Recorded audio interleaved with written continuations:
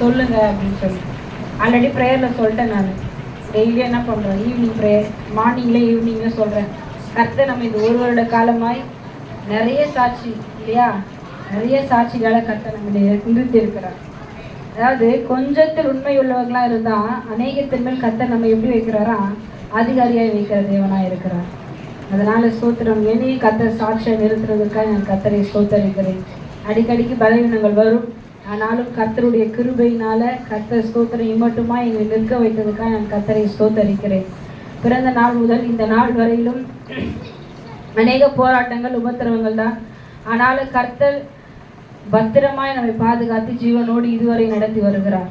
ஒவ்வொரு நாளும் கர்த்தர் கிருபை தான் நாங்கள் கடந்து போகிறோம் அப்படின்னு சொன்னால், கடந்த நாட்களில் கூட ஸ்தோத்திரம், இந்த ஒரு வருடத்தில் ஸ்தோத்திரம் சாமுக்கு அடிக்கடி உடம்பு சரியாமல் போயிடும், நிறைய போராட்டம், நிறைய பிரச்சனை. என்ன ஒன்றுனா, கர்த்தருக்காக வைராக்கியம் பாராட்டுறோமான்றதை ஆண்டவர் பார்க்கிறார்.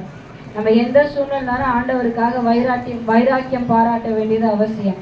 அதனால கண்களை மூடி சொன்ன சாட்சிகளுக்காக கர்த்தரை நன்றி சொல்லி இதுவரையும் நம்மை நடத்தி வந்தார், இனியும் நடத்த அவர் வல்லமை உள்ளவராக இருக்கிறார். இன்னைக்கு ஸ்தோத்திரம் வராத பிள்ளைங்க இருக்கிறாங்க இல்லையா, பாலாஜி பிரதர், விசேஷமாக நான் அவங்களை எதிர்பார்த்தேன், சௌமியா சிஸ்டர், பாலாஜி பிரதர், இவங்களாம் வெளியிலேருந்து ஸ்தோத்திரம் வந்து நம்ம லைனில் கனெக்ட் ஆனவங்க. சௌமியா சிஸ்டர் முதலாக வரும்பொழுது அவங்களுடைய தகப்பனாருக்கு 2 கிட்னியுமே ஃபெயிலியர் ஆகி ஸ்தோத்திரம் ஆப்ரேஷன் பண்ணக்கூடிய சூழ்நிலை. கர்த்தர் பரிபூர்ண ஸ்தோத்திர சுகத்தை கொடுத்து ஜீவனோடு கர்த்தர் பாதுகாத்தார். கரங்களை ஸ்தோத்திரம் கண்களை மூடி தேவ சமூகத்தில் முழங்கால் படியிட்டு ஒரு சின்ன ஜபம் பண்ணி ஸ்தோத்திரம், அதுக்கப்புறம் பாஸ்டர்கிட்ட கொடுப்போம்.